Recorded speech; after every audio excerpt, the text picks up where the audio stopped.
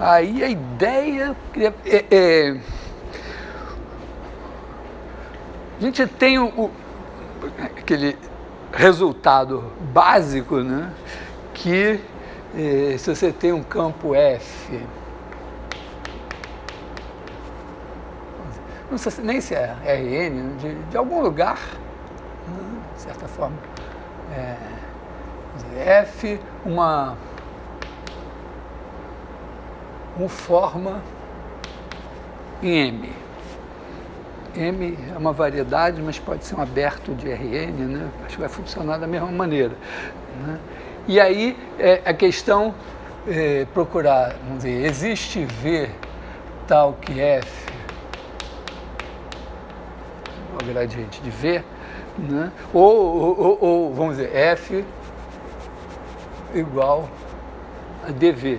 Então essa V é uma zero forma. E como a zero forma é uma função, no ponto. Então, você vai definir pontualmente. E aí, a ideia, né, básica é que você pega aqui um ponto A e diz, bom, V de A igual ao seu número preferido, 0, π, menos qualquer coisa, vamos dizer, V de A igual a 0, né? E aí você pega, vamos supor M, vamos supor conexa, tá? Para não ter que ficar criando vários pontos de base, né? Você pega uma curva,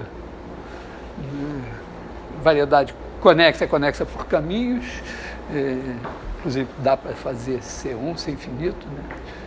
Sabe isso? Que você sai, vamos dizer, aberto é Rn, mesma coisa, você construir um caminho até um ponto, aí você constrói um caminho até qualquer vizinhança dele, porque você emenda com segmento de reta. Se você quiser, né, você chegou aqui, agora aqui, e você sempre pode arredondar esse negócio de maneira que chegue a ser ser infinito e tal, né? Então, basicamente isso, vai ser aberto e fechado. Então, bom, então você faz isso aqui, né? E define, então V é uma zero forma, então você só tem que saber que V de B é igual a integral sobre C de F. Só que, agora se tiver uma outra cetil, tem que dar a mesma coisa. Então, está claro que uma condição necessária é que integral, vamos dizer, bordo de C igual a 0 implica integral sobre C de F igual a 0. Essa é uma condição necessária e ela é suficiente. Também já fez essa conta, né? Quando passa para K formas com K maior do que 1, aí já localmente a gente faz lá com o lema que eu chamo de lema de Volterra-Cartan, que alguns chamam de lema de Poincaré, que o Cartan chamou de recíproca do teorema lá do Poincaré. O Derrand diz que é do Volterra, ou pelo menos é o anterior, já tinha no Volterra. Mas, então já não é trivial, né, você sacar e provar, né, que essa mesma condição vale para K-formas. Quer dizer, se você tem se F fosse uma K-forma em M, a condição para que ela seja derivada exterior de alguém é que a integral dela sobre qualquer cadeia fechada seja 0. Também é suficiente. E tem... então, isso é a primeira coisa. Segunda coisa é que uma condição claramente, vamos dizer, necessária, né? Então, de novo, aqui vamos dizer assim, ômega, uma K-forma, né?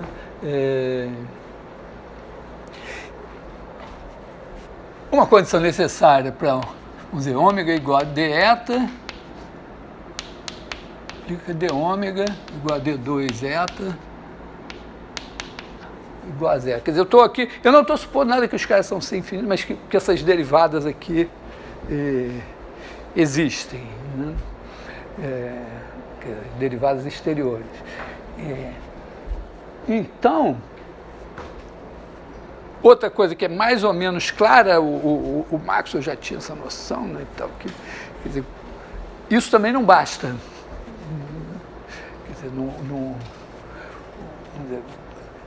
dizer, isso aqui é importante, mas isso aqui não basta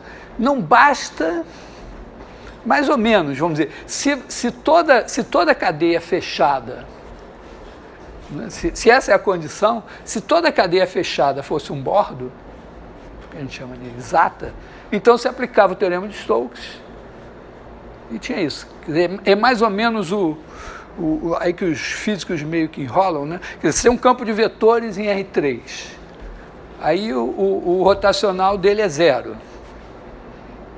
Então, será que ele é gradiente de alguém?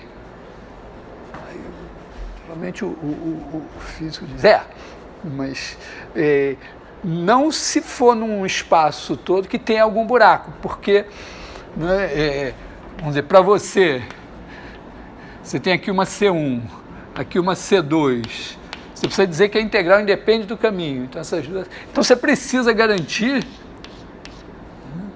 que esse C1 menos C2, ou C2 menos C1 e tal, é o bordo de alguma superfície, de maneira que você possa dizer que a integral de ômega sobre C1 igual a integral de ômega sobre C2, isso é a mesma coisa que a integral sobre C1 menos C2 de ômega igual a zero. Se esse cara daqui for o bordo de C, então isso vira integral sobre o bordo de C de ômega, que é igual a integral sobre C de d ômega é zero e C é zero. Mas se tiver um buraco, já era. Então, tipicamente, vamos dizer, a forma de variação de ângulo, né, ela é o protótipo disso, né? A forma de variação de ângulo não está definida na origem, tem derivada exterior nula, mas a integral ao longo de uma curva fechada, se ela envolver a origem, não dá zero.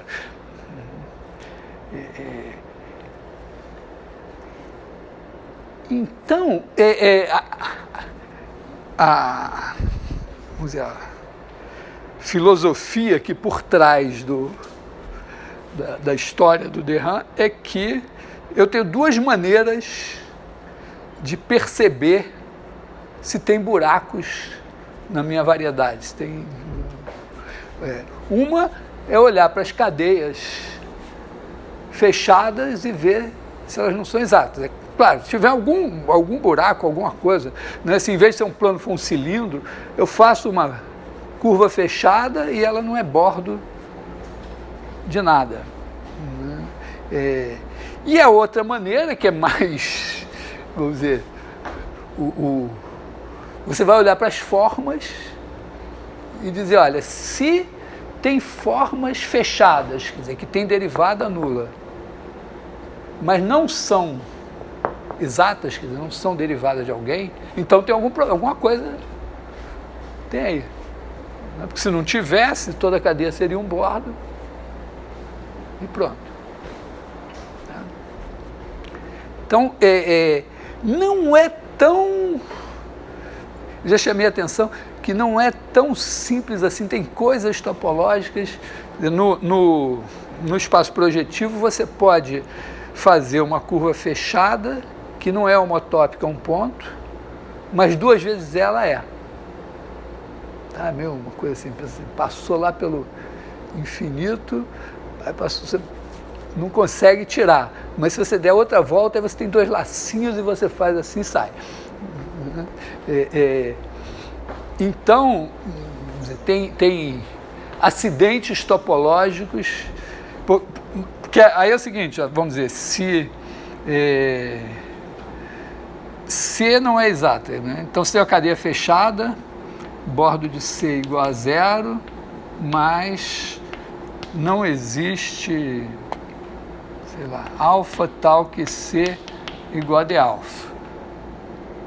Você não pode garantir isso aqui. Mas, se você tem uma coisa assim, mas se você tem 2C igual a bordo de beta, então, quando você fizer a integral de ômega sobre 2C, isso é igual a integral de ômega sobre o bordo de beta, certo? E isso é igual a integral sobre beta de d ômega, que é zero. Só que isso daqui é 2 integral sobre C de ômega. Então, essa aqui vai ter que ser zero.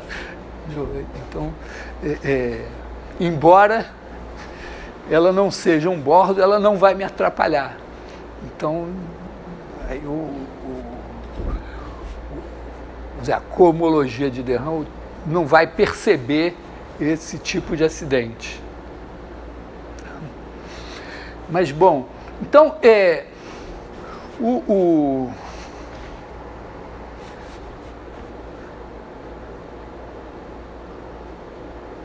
teorema de de Rham é meio, basicamente, uma coisa assim, você pega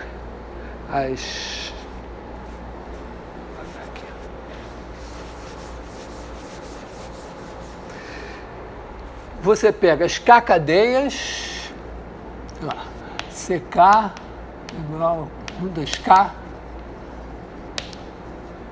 cadeias. Eu já gosto de pensar elas já com a relação de equivalência, que diz que se eu mudar a parametrização, não mudou nada. Se eu, vamos dizer, eu fazer um círculo que dá 2 voltas, ou eu pegar 2 círculos, 2 vezes o círculo dá uma volta, é a mesma coisa, porque nenhuma forma, nenhum campo de vetores eu vou integrar aqui, ele vai saber que o círculo dando 2 voltas é diferente de 2 círculos que dão uma volta, porque todas as integrais vão dar iguais. Tá? Às vezes você, vamos dizer, às vezes você parametriza uma superfície e aí ela emenda. Faz alguma coisa assim. E aí, vamos dizer, esse lado aqui está parametrizado de uma maneira, esse aqui está parametrizado de outra. Aí quando você emenda, são 2 curvas diferentes como curvas parametrizadas, mas são 2 parametrizações da mesma coisa, e quando você integrar, então cancela, tem que cancelar. Mas formalmente, né, se eu não pensar assim... Então aqui, eu costumo usar esse aqui para as cadeias sem relação de equivalência, aí eu corto por alguma coisa, por essa relação de equivalência. Não sei se está claro. Todo mundo está pagando o mesmo valor do ingresso, então todo mundo pode perguntar. Acho que não vou... Ninguém aqui tem vergonha de perguntar para não atrapalhar a aula, nem porque chegou hoje. Tá bom?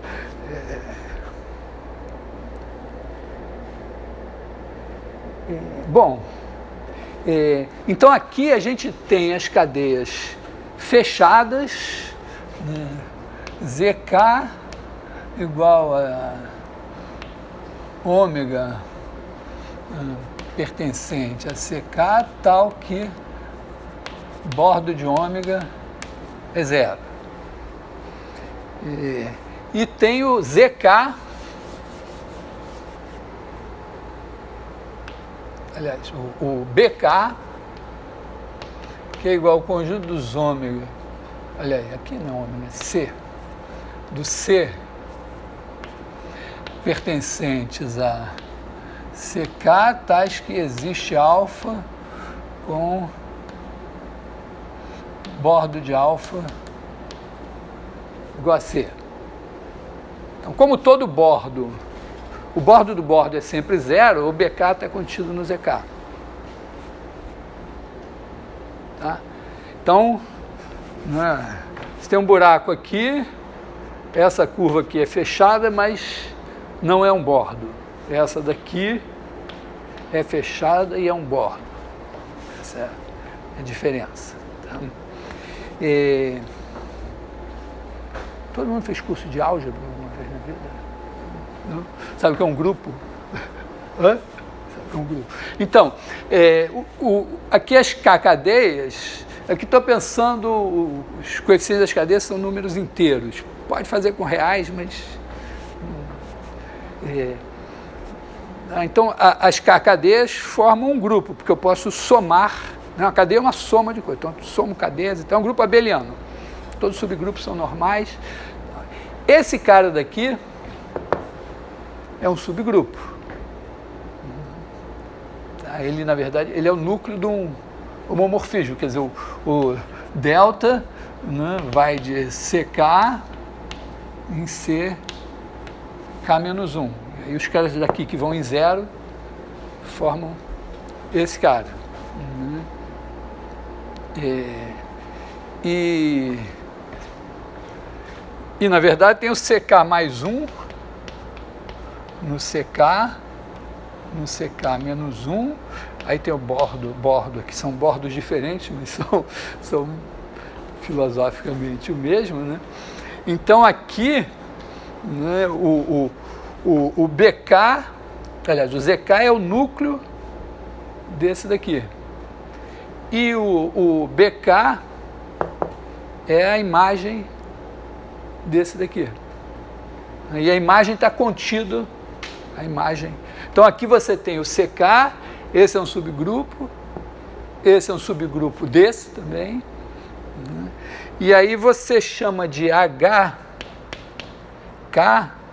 é igual ao ZK cortado pelo BK. Quer dizer, você considera equivalentes duas cadeias fechadas que a diferença delas é um bordo. Então, pensando assim, tem um buraco aqui. Aí eu tenho essa curva aqui, ela é fechada, mas não é um bordo. Mas se eu pegar uma outra curva aqui, que dá o mesmo número de voltas, agora, vamos dizer, C1, C2, aí você faz C1 menos C2, e aí vai ser o bordo de uma coisa que está aqui no meio. Tá? É parecido com a homotopia, mas é mais legalzinho em alguns aspectos, né? Por exemplo, você tem aqui um buraco, outro buraco, A1, A2. Aí você tem aqui uma curva assim, C1, C2. Você pode botar uma C aqui. E agora, vamos dizer, não tem homotopia entre C e C1 mais C2, mas C menos C1, né? Aqui C menos C1 mais C2 é um bordo dessa coisa que está aqui no meio. Tá? Então a C e a C1 mais C2 são equivalentes aqui, elas são a mesma coisa aqui. Tá? Então, de certa forma, esse grupo está me contando onde que tem acidentes topológicos na minha variedade. E a gente pode fazer uma coisa análoga para as formas.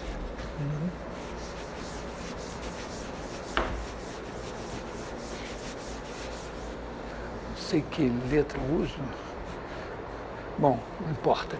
A gente pode, sei lá, vamos chamar de FK, K-formas. Então agora a gente tem as K-formas que têm derivada exterior nula. Então a gente chama de ZK igual ao conjunto das ômega pertencentes a FK, podia ter posto até C. Bom, tudo bem. Ômega aqui tais que d ômega igual a zero. Né? E BK igual ao conjunto das ômegas pertencentes a FK, tais que existe eta com d eta igual a ômega. Então aqui, mesma coisa, né? Você tem, vamos dizer, o FK menos 1, FK menos 1, FK, esse F não é FK mais 1 e tem aqui o D e o D. Aí você, vamos dizer, esse cara daqui é o núcleo desse e esse aqui é a imagem desse. E de novo, né, se o cara está aqui, se ômega igual a d eta, d ômega é zero. Então aqui a gente pode botar e chamar de HK igual a ZK cortado por BK. E também, se tem formas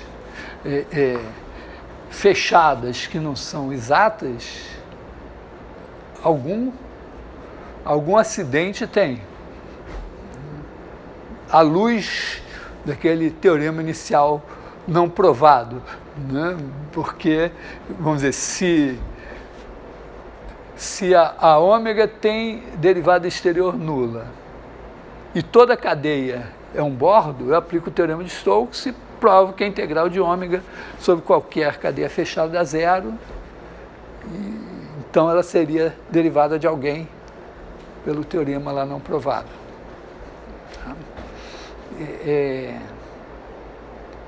Então esses dois caras medem a mesma coisa, mas eles, vamos dizer, ainda mais quando a gente colocou esse cara daqui, as cadeias com coeficientes inteiros e não reais, esse cara aqui é um grupo, esse aqui é um espaço vetorial, porque as formas têm coeficientes reais.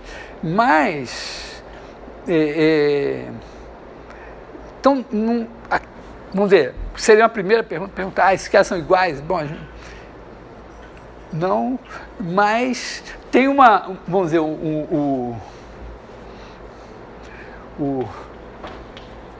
chamar de DR, em homenagem ao Derham, é um homomorfismo que pode pegar cada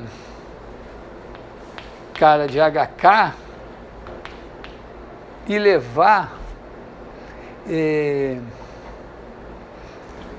eu posso pegar, chamar aqui de HK, não sei qual é a notação, não sei se estrela, igual ao conjunto dos homomorfismos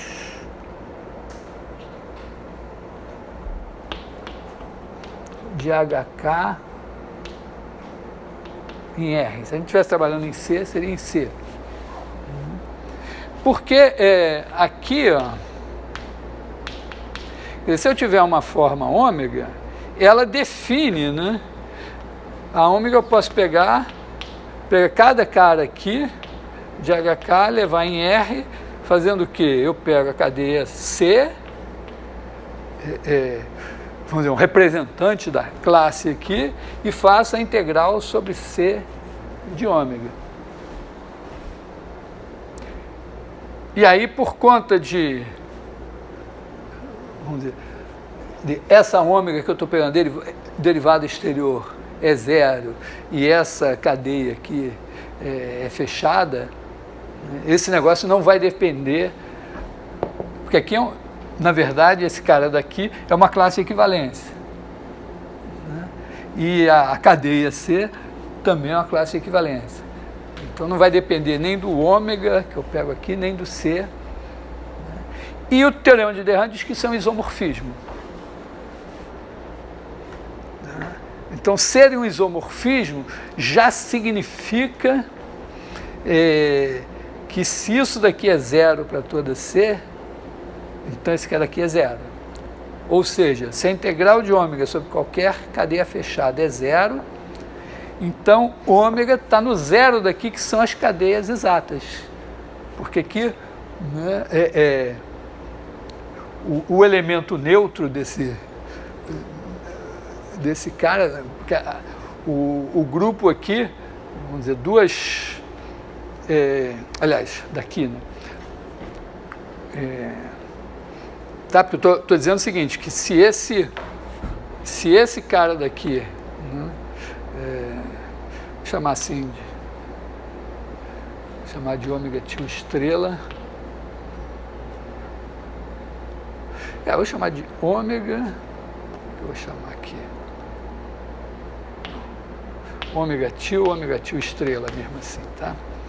Quer dizer, é um isomorfismo, quer dizer, o cara que vai em zero aqui, quem é zero? É o homomorfismo zero, vai levar toda a cadeia fechada em zero.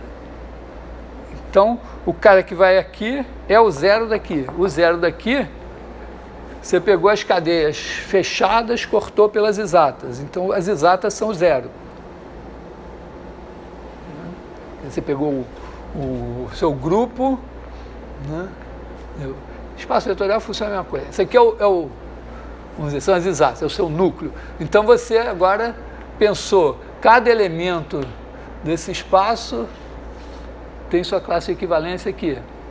E a classe de equivalência, que é o zero, é essa daqui. Então, de passagem, o fato de ser injetivo significa que toda cadeia que tem integral, toda forma que tem integral nula sobre as cadeias fechadas é exata, ou seja, é derivada de alguém, que é o nosso teorema não provado, está incluído aqui no pacote. E o segundo é meio dizer assim, olha, cada vez que eu vou discutir um pouco um exemplo trivial, mas cada vez que eu tenho um homomorfismo desses daqui, eu tenho uma forma que está produzindo esse homomorfismo. Então, assim, vamos dizer, sem detalhes das hipóteses e tudo, isso é a ideia do teorema de Derrame. Tem mais alguma coisa ligada à dualidade de Poincaré também, mas isso aqui que é meio que conhecido como teorema de Derrame. O Fulton, aliás, ele vai um pouco além, porque você...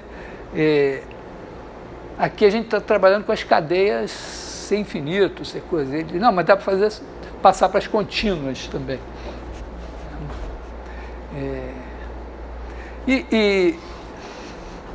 Vamos dizer, o exemplo básico, assim, que nós sabemos é pega no plano. Então, R2 e tira pontos do plano. Até pode tirar um número infinito de pontos, que pode ser isolado. Você pega os pontos de coordenadas inteiras, tira todos, mas vamos tirar alguns só, tá? A1, AN. Então aqui vamos pensar as unformas, né?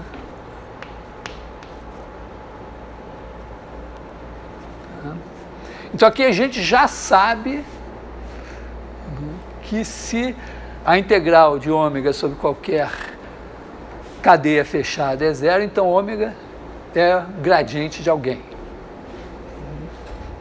Tá? Mas tem uma outra coisa que a gente sabe, né? Vocês têm aqui o AI, para saber quantas voltas, vocês têm uma C assim, quantas voltas C dá em torno de AI, você vai pegar a forma de variação de ângulo em torno de AI. Você fez CVJA? Estudou? Aprendeu a forma de variação de ângulo?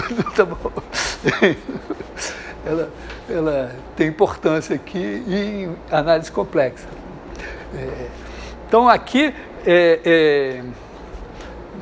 você tem a fórmula, vamos dizer, chamar assim de dθ I é igual a forma de variação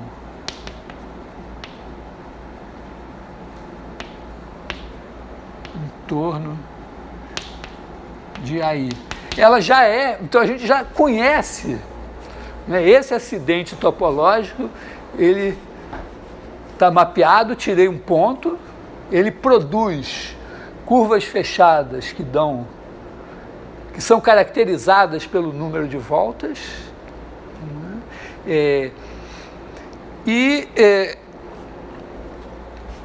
tem uma forma dθ índice I, que tem derivada exterior nula, né? Ela não é, esse termo aqui é indevido, mas vou usar mesmo assim, né? Ela tem derivada exterior nula, ela não é derivada de ninguém, e ela mede exatamente esse número de voltas. Então, e aí tem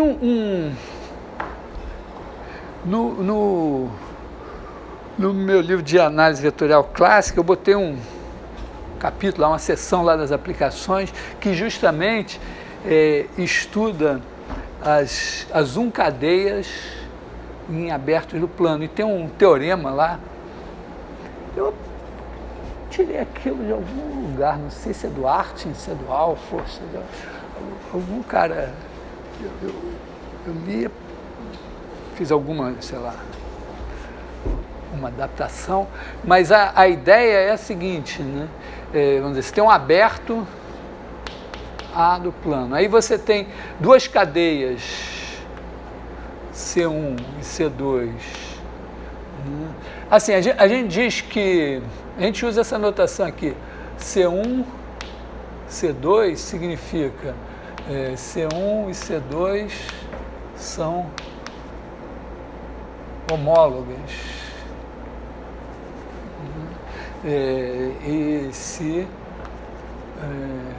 C1 menos C2 igual a bordo de algum alfa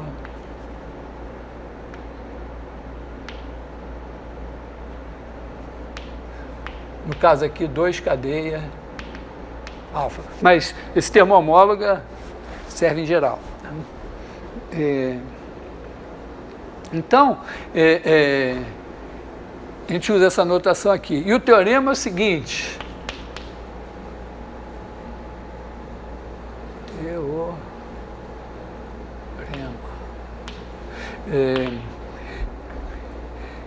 C1 é homólogo a C2, C e somente C, vou continuar usando o número de voltas de C1 em torno de A igual ao número de voltas de C2 em torno de A, aqui A está ruim, né?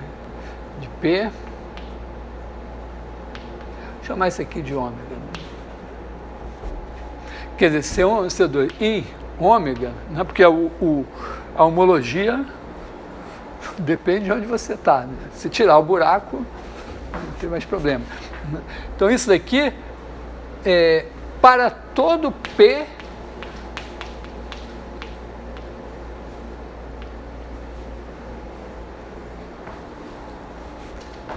Então,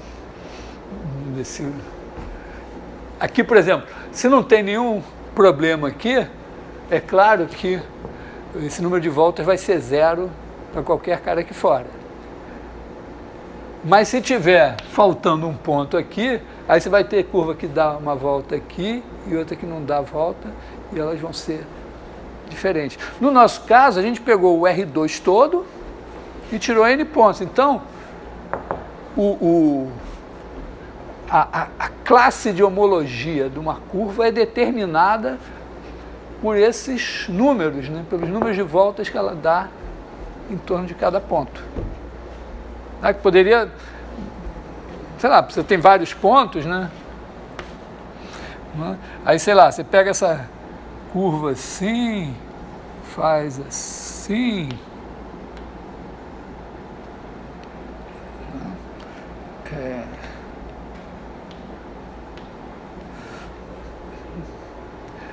tá certo isso? Tá? Então aqui você tem menos 1, e aqui você tem 1 também. É isso?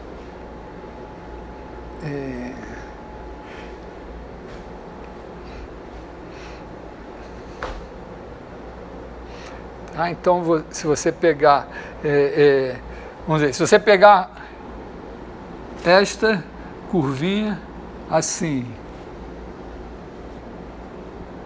pegar esta assim, e esta assim, C1, C2, C3, chamar essa fora de C, se eu não fiz nenhuma besteira, né?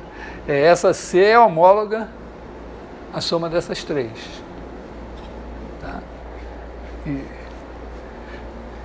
Então, mas se você sabe isso, significa basicamente, né, que o seu grupo de homologia aqui é ZN, né? Tá? Então você sabe, e na verdade o ZN ele é gerado, né? Quer dizer, vamos dizer, o número de voltas aqui, então a parte desse aí pega um círculo aqui dando uma volta em torno de aí. Se eu souber a integral de uma forma ômega nessa daqui, qualquer curva que esqueça as outras e dê um número de voltas aqui, a integral, tá certo? Vamos dizer, se eu fizer a integral, digamos que C é homóloga a CI. Então, ela não envolve os outros pontos. Em vez de CI, vamos dizer assim, na verdade, ela é homóloga a um certo K, CI.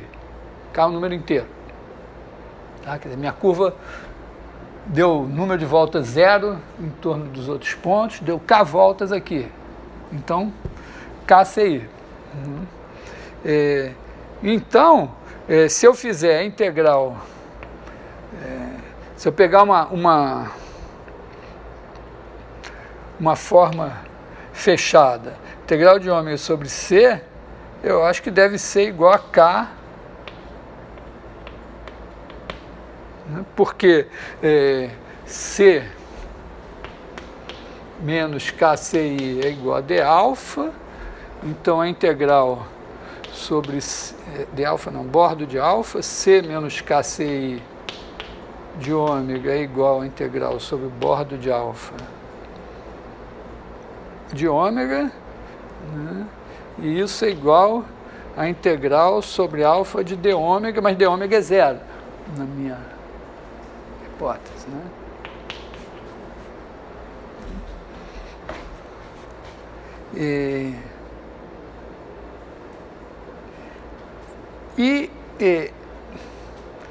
Aqui, então, todo homomorfismo, vamos dizer, se o meu grupo é o Z N, Né? Se eu faço um homomorfismo aqui em R, eu tenho só que saber, né? Vamos dizer, se eu pegar aqui 0, 0, 0, aí na iésima, botar 1, quero saber onde é que esse cara vai. Porque aí se eu tiver K1, K2, KI aqui, então vai ser KI vezes esse cara daqui. Então são chamados os períodos. A ideia aqui é você ter uma curva fechada que dá uma volta aqui, você tem os períodos, quer dizer, você está procurando uma forma cuja integral nesse negócio dê tanto. E aqui a gente tem explicitamente a forma.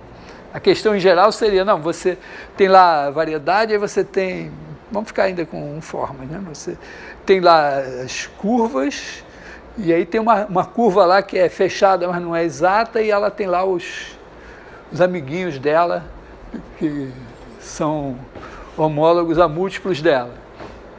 Então, eu quero definir alguma coisa que, quando eu integrar nessa daqui, dá um certo valor especificado, que seria o período, que seria exatamente esse cara daqui, né? Vou chamar de P em si. E eu tenho uma forma que integrada aqui dá 1. Então, se eu fizer PI vezes esse cara, vai dar certo.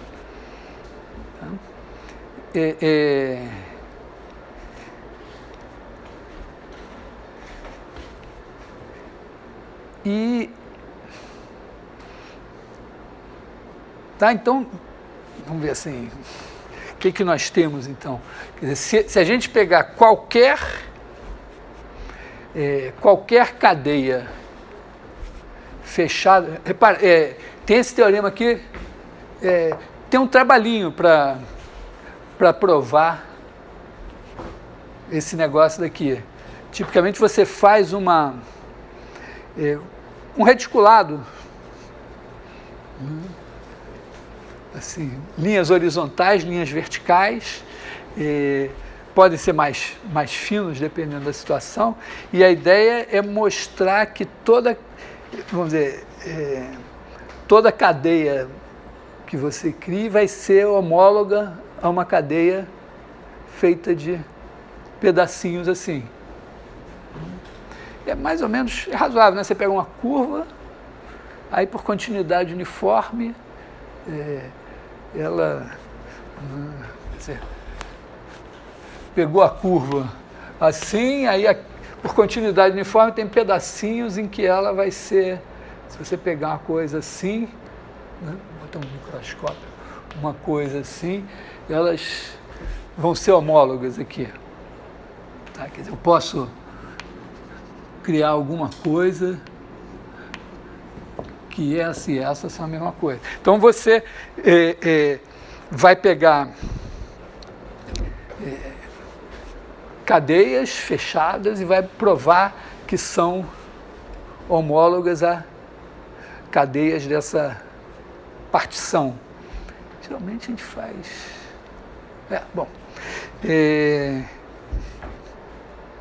E aí, a partir daí, com as cadeias da partição, você consegue lidar mais facilmente com esse resultado. É meio assim que... não lembro exatamente. Mas tem uma sacada que você tem uma integral aqui, tipicamente da variação de ângulo. Né? Então, vamos dizer, se você tem um ponto do lado de cá, a variação de ângulo vista daqui está negativa. E quando ele vai chegando para cá, é praticamente menos π. Quando você passa para o lado de cá, ela fica positiva e pertinho aqui é π. Então tem um salto de 2π quando um ponto atravessa esse bordo, que é uma coisa, vamos dizer, aqui é fácil de ver e de provar. Entenderam isso? Vou repetir, o segredo de tudo é isso. Você tem aqui uma curvinha. Aí você tem um ponto e associa esse ponto à variação de ângulo vista desse ponto. Então, quando você olha essa curva daqui, né, andando assim, daqui ela está andando no sentido horário. E o ângulo é esse. Quando você vai chegando, por qualquer lugar que você chegue aqui para o bordo, que não seja esse ponto aqui, né, você vai chegando aqui, esse ângulo vai tendendo para menos π. Tá? Esse ângulo daqui para cá, se você passar para o lado de cá, você vai começar agora a olhar assim, trigonométrico, positivo. Só que quando você está pertinho aqui, está perto de π. Então tem um salto de menos π para π, tem um salto de 2π quando você mede aqui. Então tem uma coisa esperta que você introduz aqui, que vai saltar de 1. Não, porque esse 2π, você divide tudo por 2π e tal, vai saltar de 1 quando você passa de um lado para o outro. Assim, é o único detalhe técnico da demonstração. Bom, quer dizer, técnico, continuidade uniforme e tal, dividir em pedacinhos e tudo e tal, mas esse, vamos dizer, é a única ideia, né?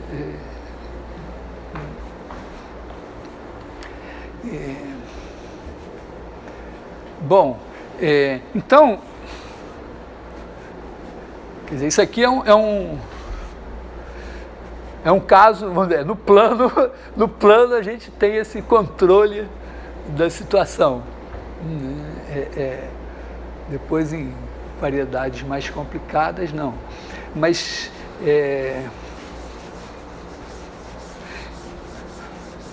então, vamos ver. A ideia, assim, né? Vamos ver, vou ver o detalhe aqui. Imagina que você tirou só um ponto A. Então, no fundo, o que a gente prova é que, vamos dizer, você tem R2 menos A. Então, o que você prova é que se d ômega ômega forma em R2 menos A é exata, é fechada,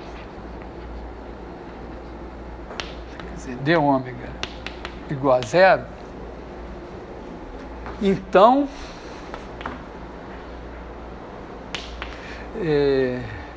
existe um número,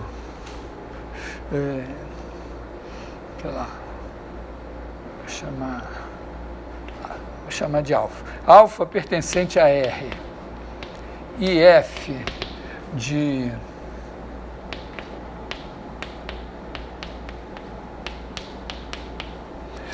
tais que ômega é igual a alfa d θ A mais gradiente de F. Tá? Isso aqui vamos dizer, é o derivado de alguém. Então eu estou dizendo que essa menos essa é um gradiente, então essa é cohomóloga, não falei, mas a equivalência entre, quer dizer, ômega 1 e ômega 2 K-formas. Então a gente diz que ômega 1 cohomóloga, agora ficou com hífen, ficou sem hífen, agora não me lembro.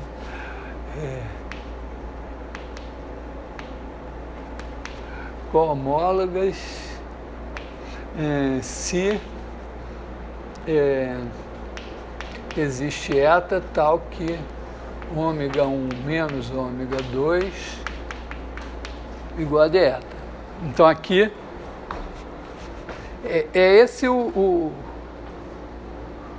negócio todo, né?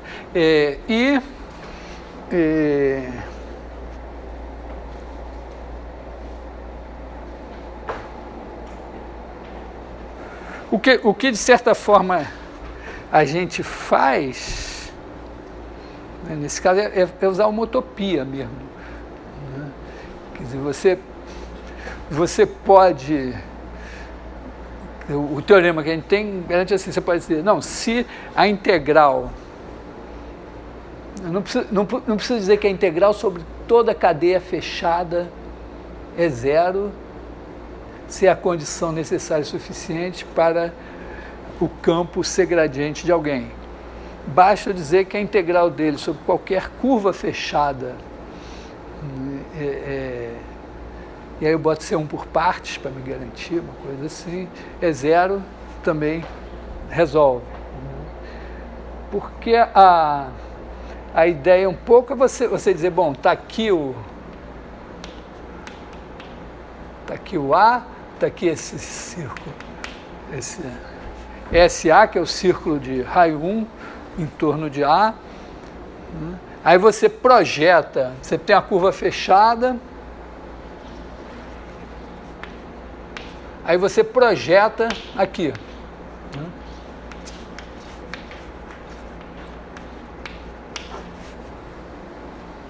No que você projeta ela aqui, ela virou uma curva aqui assim. E aí é mais simples você mostrar, na verdade, é um exercício que a gente faz em CVGA, né? Que é mostrar que ela pode ser escrita em coordenadas polares. No fundo, o exercício é esse. Né? Então, ela pode ser escrita, vamos dizer, chamar aqui, C barra, né? C barra é igual a cosseno θ de t, seno θ de t, onde o θ é dado integrando esse negócio daqui. E aí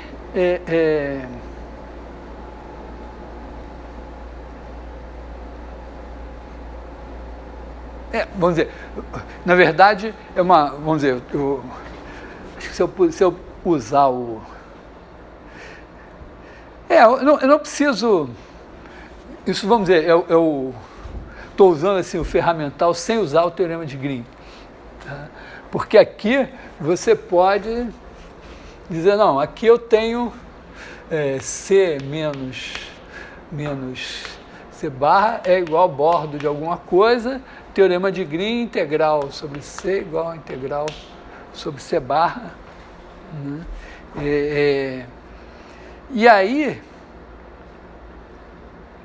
o que eu posso fazer?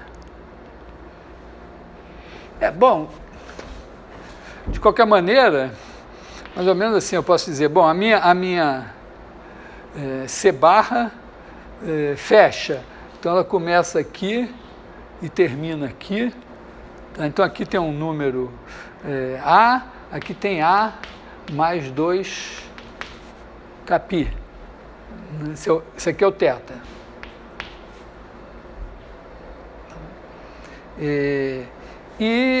Eu também posso então fazer assim, de 0 a 2 capi. Então eu posso deformar essa curva nessa daqui, simplesmente fazendo o θ andar aqui. É uma homotopia de curvas fechadas, por quê? Porque essa distância aqui é igual a essa. Então eu ando no segmento de reta com cada uma, e em cada instante a curva aqui está fechada. E aí eu vamos dizer, garanto que a minha integral, sei lá, desse negócio aqui não varia. E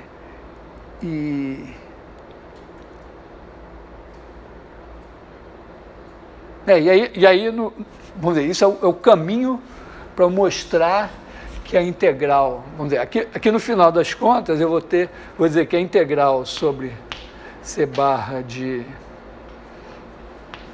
dθA é igual a um certo acho que é o alfa. O alfa 1 sobre alfa.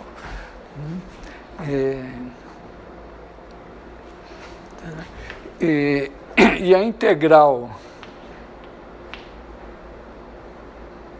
Aliás, isso aqui é o K, né? É um número K. E a integral sobre C barra de ômega vai ser um certo... É isso? É aqui que eu quero? Eu quero aqui que ômega menos alfa de θ A seja... Então eu quero que a integral sobre C de ômega menos alfa de θ A seja zero. C fechada. Então, a integral de ômega sobre C barra é alfa,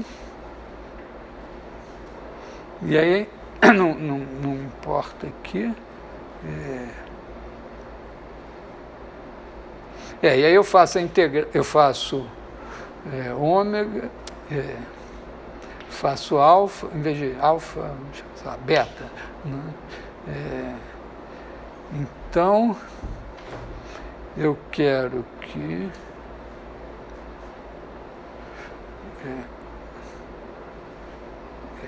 alfa seja igual a beta sobre K, uma coisa assim, é isso? Né? Porque isso aqui vai dar um certo K. Né? Então eu vou ter integral sobre C barra de ômega menos alfa de θ A vai ser igual a beta menos beta sobre KK, que vai ser zero. Não sei se eu me enrolei demais.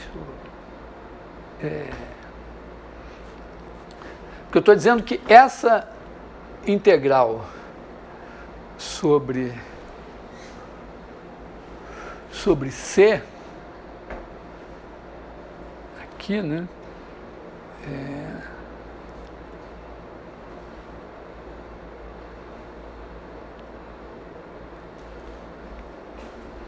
Peraí, deixa eu ver uma coisa.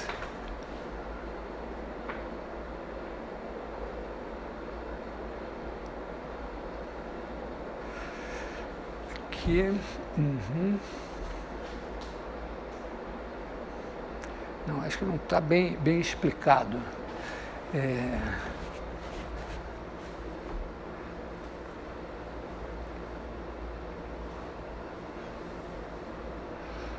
Quer dizer, esse alfa aqui não pode depender de C. Mas, ao fazer isso aqui, eu estou criando uma homotopia entre C e cetil, e depois com essa outra daqui, eu crio uma homotopia entre cetil e K vezes o círculozinho, tá? Porque esse cara aqui deu K voltas aqui. Essa curva aqui eu desenhei como uma volta, mas ela está dando K voltas aqui. Quando eu projeto, eu tenho uma curva que está dando K voltas aqui. Então ela vai fazer isso aqui, tem o 2kπ aqui, que mede justamente esse número de voltas, né, aqui no θ. Se eu fizer só pegar esse θ e transformar nesse negócio aqui, isso aqui é o θ da curva que vai de 0 a 2kπ, eu faço cosseno θ, cosseno t, seno t, e aí ela vai regularmente dando K voltas. Tá? Moralmente ela é K vezes o circulinho. Então a integral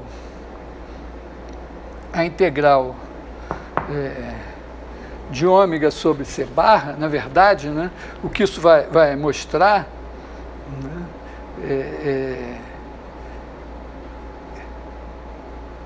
que aqui você tem K, e a integral de ômega sobre C barra vai ser K vezes a integral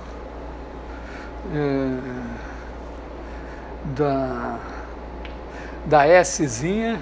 Szinha é o círculo percorrido uma vez, né?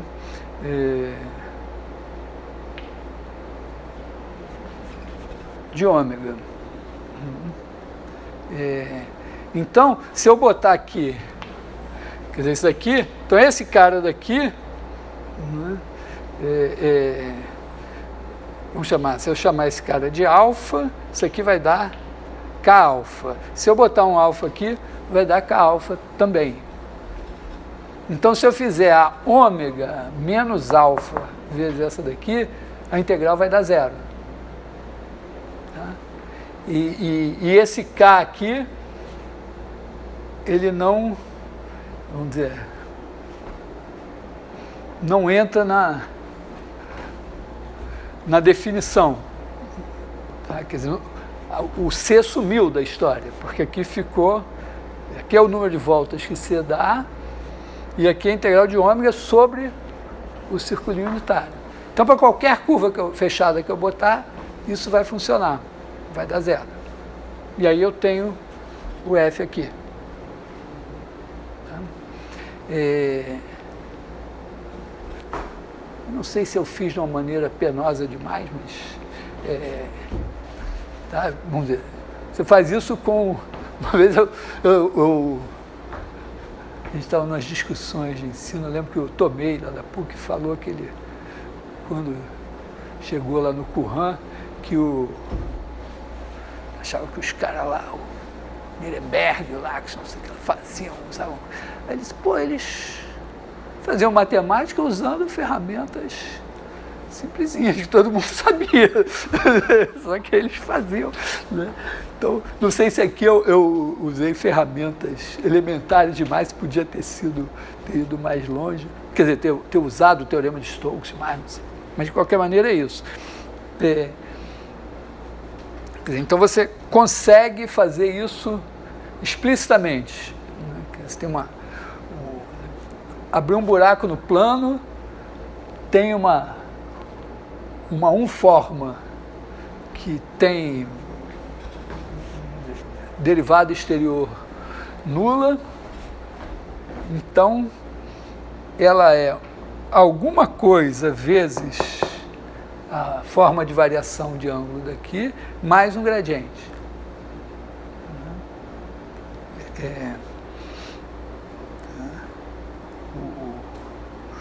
O que mostra, vamos dizer, quando eu calcular a integral dela sobre as cadeias fechadas, vai dar o mesmo que calcular essa daqui.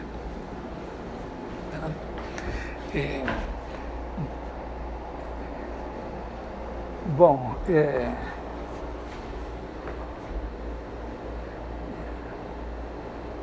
então aqui é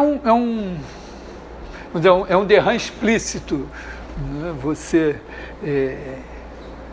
claro, a gente não teve, vamos dizer, a gente no final das contas, a gente pegou de graça esse cara daqui.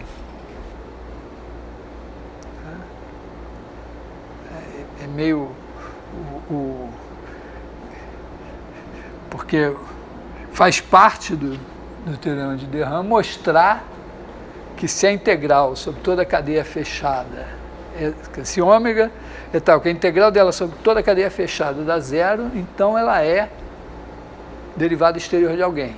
Aqui a gente tem esse resultado mais facilzinho. Oi? Tem uma relação com a decomposição de Helmholtz? Tem, mais pelo Rod, né? Aqui tá beirando isso, né? Que a gente vamos dizer, nós temos agora assim nossos planos ambiciosos, mais ou menos já fizemos o teorema de Stokes, o lema de Volterra-Cartan e tal, e aí tem a coisa do teorema de Derram. E tem uma outra abordagem que é do Rhodes, que justamente trabalha na linha do teorema de Helmholtz, né, que está falando, vamos dizer, Helmholtz está falando quer dizer, você tentar escrever um campo como um rotacional, mais um gradiente e tal, e o teorema de Rhodes é isso, você vai pegar uma forma ômega e vai querer escrever ela como a derivada exterior de uma alfa mais, isso aqui, não sei como é que é o nome, uma coderivada. Isso aqui corresponde ao seguinte, né? Quando você pega uma função escalar, você calcula o gradiente dela, você está fazendo a derivada exterior. Mas essa derivada exterior é uma forma.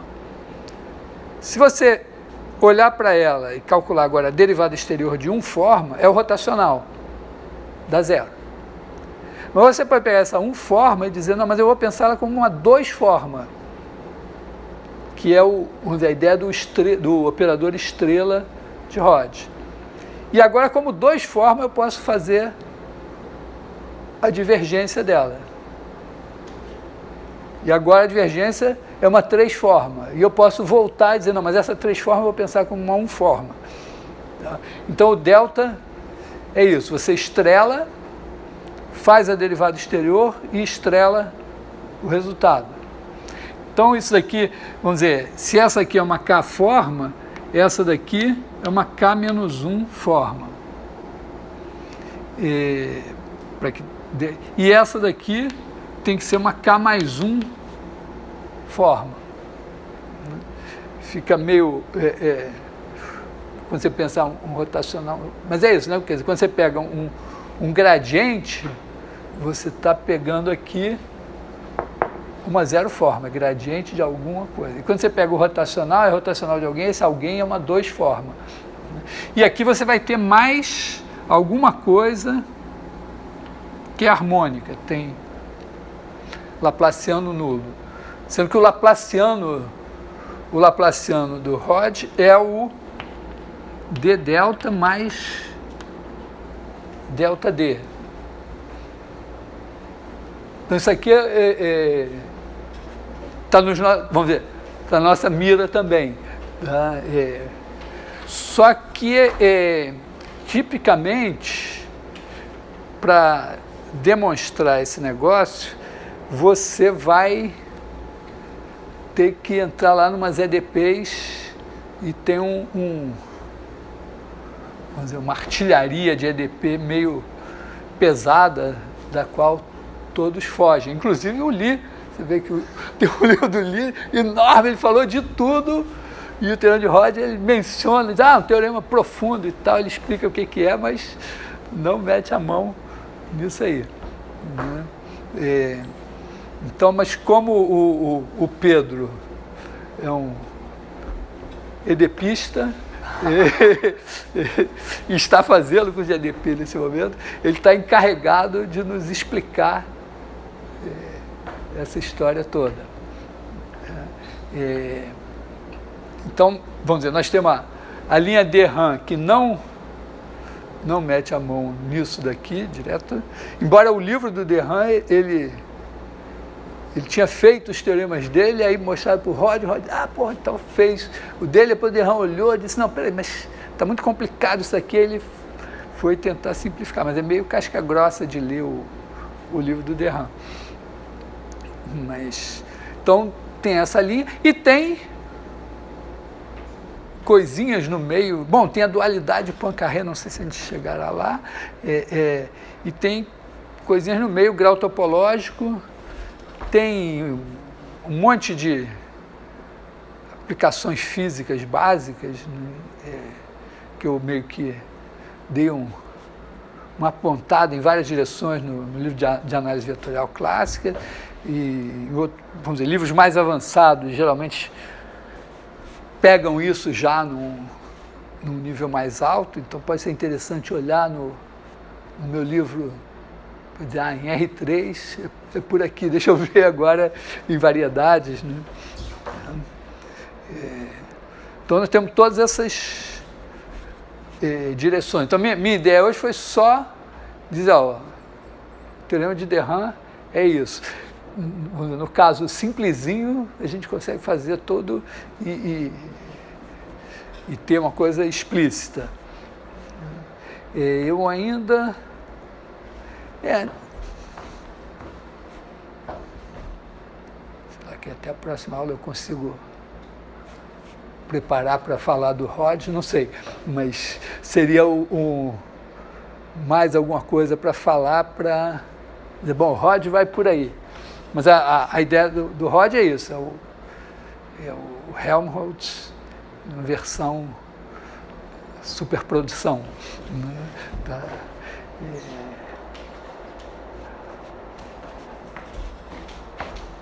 O potencial vetor, né? Pensar um campo como um gradiente Você tem rotacional de alguém. Tem um potencial vetor no rotacional de alguém. Não é aquele, mais ou menos aquele... Isso aqui não aparece muito no R3, porque vamos dizer, às vezes quando você pega o Laplaciano em R3, né, você pega sei lá, você vai pegar você tem uma zero forma, pensa U como uma zero forma. Aí se você, para calcular o delta dela, você estrela, aí ela vira uma três forma, mas aí a derivada exterior da três forma já é zero, então desaparece.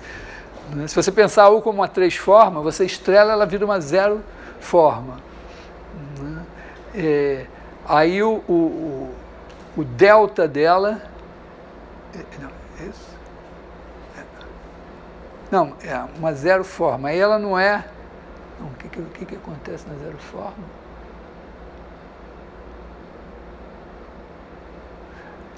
Assim não, é porque você tem o D delta mais o delta D. Então, ela é uma três forma, vamos dizer, o delta dá, mas o D da três forma já... Né, quando você pega a zero forma, você faz o delta, aí ela, para fazer o delta, você transforma numa três forma, agora você vai derivar, morreu. Quando é uma três forma, do lado de cá, se você aplicar o delta, já morreu. Então, meio quando você pensa o Laplaciano de função, que é o mais popular, né, sempre um desses dois caras desaparece. Né? Já no campo de vetores, exatamente, aí aparece, você pega um campo de vetores, você pode... Né, fazer o rotacional do rotacional. Ou então você, sei lá, fazer a divergência e depois pegar o gradiente da divergência. Mas, por isso que tem meio uma surpresa do o Laplaciano. Eu achava que eu sabia o que era, de repente apareceu um cara esquisito aí. O do R3, porque tem umas formulações de eletromagnetismo no R4 que usa aquela lambertiana e tal, que usa essas coisas nas formas diferenciais. Uhum. Não, tudo bem, se aumentar a dimensão, mas estou dizendo assim, no tradicional, né, o Laplaciano, né, você pega a segunda derivada, o F1, a segunda derivada em relação a x1, a segunda derivada em relação a x2, a segunda derivada em relação a x3. Tem uma outra coisa que eu não vocês não mencionaram, mas faz parte assim desse curso aqui, filosoficamente, para mim a divergência de F não é d-ROM F1, d-ROM x1 mais d-ROM F2, d-ROM x2 mais d-ROM F3, d-ROM x3, que, vamos dizer, se você é físico, você diz a divergência é isso, mas a interpretação física é 1 sobre o volume dividido sobre a integral no bordo, sei lá, de B de f ds. Então, tipicamente, você é físico, você respeitosamente diz, não, essa é a definição da divergência e a interpretação física é essa daqui. Então, eu respeitosamente, como matemático, vou dizer, essa é a definição certa e essa daqui é a fórmula quando f é diferenciável. Tá? Que dá uma... Porque a ideia é que quando você está, para fazer a divergência, está pensando o campo de vetores como algo que você integra em superfícies. E se o campo, se você está olhando para ele como algo que você associa a cada superfície um número, ele não enxerga pequenas descontinuidades. Então faz muito sentido ele ter divergência, mesmo que ele não seja contínuo no sentido clássico. Né? É a mesma coisa com o rotacional, quer dizer, o rotacional se integra, quer dizer, o campo para ter rotacional ele tem que se integrar sobre linhas. Então também, a integral de linha não enxerga descontinuidade em ponto. Então, significa que a existência da derivada exterior não pressupõe a diferenciabilidade, mas a diferenciabilidade implica na existência da derivada exterior. É meio como você pensar em diferenciabilidade e analiticidade, né, como analogia. Tá? De certa forma, durante muito tempo as pessoas... O Newton, por exemplo, ele olhava a função como uma coisa analítica. Inclusive, as pessoas vão ao exagero dizer que o Newton não sabia derivar, porque ele sabia calcular a série depois ganhou o nome de série de Taylor, a série de Newton. Pegava a função, calculava a série e a derivada era o termo em X. Né? Então, durante muito tempo, função era função analítica. Tanto que o Fourier, quando ele vê lá que ele fez lá o negócio que passou a se chamar série de Fourier, para ele, e isso que é a sacada do Fourier, o valor do Fourier, não é que ele fez, é que ele disse, poxa, mas então agora eu posso expandir em séries funções que não são nem contínuas. Então eu posso incorporar essas funções à análise. E a coisa era tão viciada que ele para explicar o conceito de integral de Riemann. Claro, o Riemann ainda não tinha nascido, mas...